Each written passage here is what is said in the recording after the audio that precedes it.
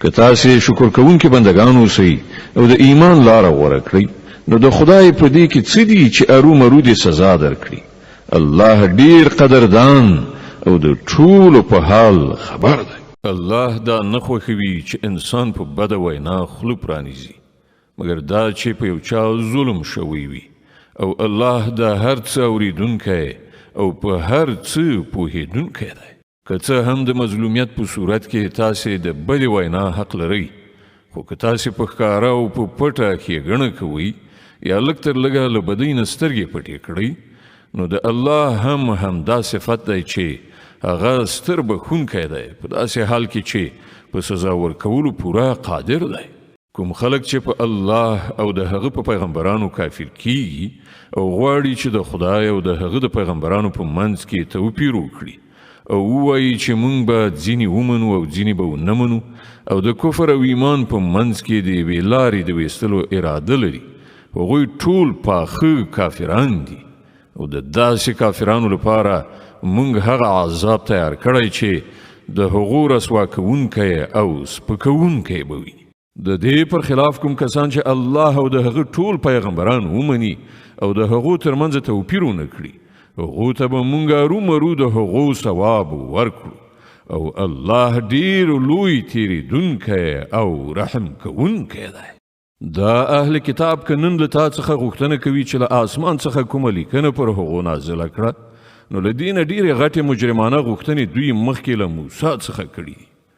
هغه ته دوی ویلي وو چې موږ ته په څرګند ډول خدای راوښیه او د همدې سرکشۍ له امله په ناڅاپي توګه پرې تندر رالوېدلی و. بیا دوی خوسکی خپل معبود ونیو په داسې حال کې چې دوی ښکاره څرګندې نښې نښانې لیدلې وي. د هغې له پاسه هم موږ له دې ورتیر شو او موږ موسی ته ښکاره فرمان یعنې غلبه ورکړه او په دې خلکو مو د تور غر راپورته کړل. دوی نه مو د هغه فرمان د اطاعت وعده واخیستله. موږ دوی ته امر وکړ چې په دروازه کې سجده کوونکي ننوځئ. موږ دوی ته وویل چې د شنبې په ورځ د کبانو په ښکار سره تیری مه کوئ او په هغه باندې موږ له دوی نه کلکه وعده واخیستله. په پای کې د دوی د وعدې ماتولو له امله او له دې کبله چې دوی د الله آیاتونه دروغ وګڼل او یو شمیر پیغمبران په ناحقه ووژل او تر دې پورې وویل چې زموږ زړونه پوښل شوي دي. په داسې حال کې چې په حقیقت کې د دوی د باطل پرستیو په سبب الله د دوی په زړونو مهر لګولی دی او له همدې امله دوی ډیر لږ ایمان راوړي. بیا یې په خپل کفر کې دومره پرمختګ وکړ چې پر مریم یې غټ بهتان ولګاو او په خپله یې وویل چې موږ د الله پیغمبر مسیح عیسی بن مریم وژلی دی. حال دا چې د واقعیت له مخې هغو نه هغه وژلی او نه یې په دار ځړولی دی بلکې موضوع د هغو لپاره مشتبه وګرځول شوه او کوم خلکو چې د هغه په باب اختلاف کړی دی هغوی هم په اصل کې په شک کې لویدلی دي.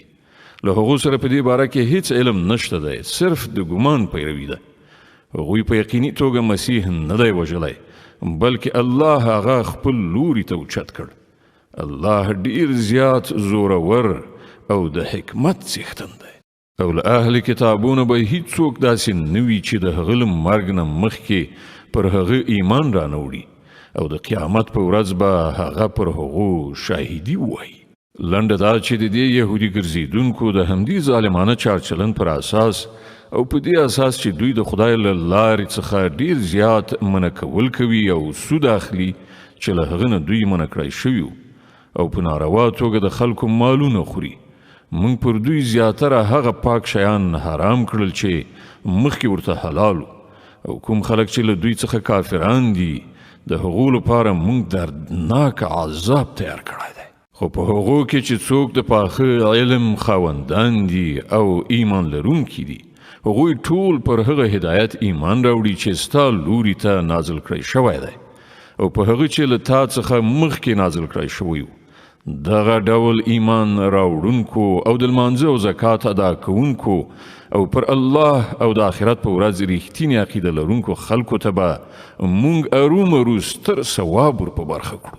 ای محمد صلی الله علیه وسلم موږ ته په همغه شان وحی لیږلې ده لکه چې نوح علیه السلام او له هغه وروسته پیغمبرانو ته مو لیږلې وه مونږ ابراهیم علیه السلام، اسماعیل علیه السلام، اسحاق علیه السلام، یعقوب علیه السلام، د یعقوب علیه السلام زوجات عیسی علیه السلام، ایوب علیه السلام، یونس علیه السلام، هارون علیه السلام او سلیمان علیه السلام ته وحی ولیږله. مونږ داود ته زبور ورکړ.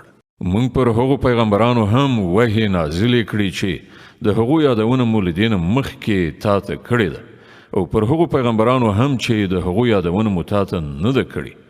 مونږ له موسی علیه السلام سره داسې خبرې کړي دي لکه څنګه چې خبرې کیږي. دا ټول پیغمبران زیری ورکوونکي او ویرونکي لیږل شوي وو، تر څو چې د هغو له پیغمبر کولو نه وروسته له خلکو سره د الله په مقابله کې څه سند پاتې نشي. او الله په هر حال غالبیدونکی او حکیم او د پوهې څښتن دی. که خلک یې نه مني نو نه دي مني، خو الله شاهدي وهي چې څه چې هغه پر تا نازل کړي دي په خپل علم سره نازل کړي دي، او پر دې په رښتیا هم شاهدان دي. که څه هم چې د الله شاهد کېدل بیخي کفایت کوي. کوم خلک چې د ده له منلو څخه هم په خپله منکریږي او هم نور د خدای له لارې نه منع کوي، هغوی په یقیني توګه له حق نه ډیر لرې په ګمراهۍ کې لویدلي دي. په همدې ډول کومو کسانو چې د کفر او سرغړونې لاره غوره کړه او ظلم او تیري ته یې ملا وتړله، الله به هیڅکله هغوی ته بښنه ونه کړي او هغوی ته به د دوزخ له لارې پرته بله لاره ونه ښیي چې هلته به هغوی تل اوسیدونکي وي. د الله لپاره دا څه ګرانه خبره نه ده. ای خلکو، دا پیغمبر تاسو ته ستاسو د رب له لوري له حق سره درغلی دی. ایمان راوړئ، همدا ستاسو لپاره ډیره ښه ده. او که ویې نه منئ، وپوهیږئ چې په آسمانونو او ځمکه کې چې هر څه دي ټول د الله دي، او الله هم د علم خاوند دی او هم د حکمت. ای اهل کتابو، په خپل دین کې افراط مه کوئ او الله ته له حقه پرته بله هیڅ خبره مه منسوبوئ. مسیح عیسی بن مریم له دې پرته چې د الله یو پیغمبر او یو فرمانو، نور څه نه و چې الله مریم ته ولیږه، او د الله له لوري یو روح چې د مریم په رحم کې د ماشوم بڼه غوره کړه. نو تاسې په الله او د هغه په پیغمبرانو ایمان راوړئ او مه وایئ چې خدای درې دي. منع شئ، دا هم دا ستاسې لپاره ډیره ښه ده. الله خو صرف همدا یو الله دی، هغه له دې نه لوړه دی چې کوم څوک د هغه زوی اوسي. د آسمانونو او ځمکې ټول شیان د هغه ملکیت دی، او د هغو د ساتنې څارنې لپاره یوازې همغه کافي دی. مسیح هیڅکله دا خبره شرم نه ګڼي چې هغه د الله یو بنده اوسي، او نه مقرب پرښتې دا خبره د ځان لپاره شرم ګڼي. که څوک د الله بندگی د ځان لپاره شرم ګڼي او لویی کوي، نو یو وخت به راشي چې الله ټول را ایثار کړي، خپلې مخې ته یې ودروي. په هغه وخت کې به هغه خلک چې ایمان یې راوړی دی، نیک عمل یې غوره کړی دی، خپل ثوابونه به پوره بشپړ ومومي، او الله به د خپلې لورینې له مخې هغو ته زیات اجر ور په برخه کړي.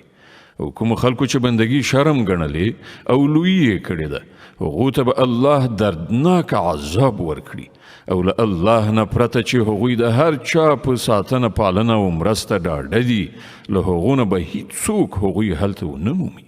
ای خلکو، ستاسې د رب له لوري تاسې ته روښانه دلیل راغلی دی، او موږ ستاسې لوري ته داسې روښنایي درلېږلې ده چې تاسې ته په ښکاره څرګنده لارښوونکې ده.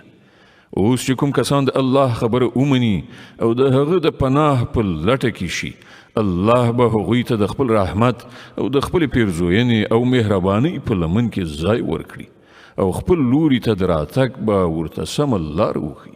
ای خلکو، ستاسې د رب له لوري تاسې ته روښانه دلیل راغلی دی، او موږ ستاسې لوري ته داسې روښنایي درلېږلې ده چې تاسې ته په ښکاره څرګنده لارښوونکې ده. اوس چې کوم کسان د الله خبره ومني او د هغه د پناه په لټه کې شي، الله به هغوی ته د خپل رحمت او د خپل پیرزوینې او مهربانۍ په لمن کې ځای ورکړي، او خپل لوري ته د راتګ به ورته سمه لار وښي. خلک له تا څخه د کلاله په باب فتوا غواړي. ووایه الله تاسو ته فتوا درکوي، که څوک بې اولاده عمري او د هغه یوه خور وي، نو هغه به د هغه نیمایي ترکه واخلي، او که خور بې اولاده عمري، نو ورور به د هغې وارث وي. که د مړي وارثان 2 خويندې وي نو هغوی به د ترکې له 3 نه د 2 برخو حقداري وي او که ډیر ورونه خويندې وي نو د هر نارینه به د هرې ښځې په تناسب 2 چنده برخه وي. الله تاسو ته حکمونه تشریح کوي تر څو چې تاسو لار ورکې نشي او الله په هر شي پوه دی.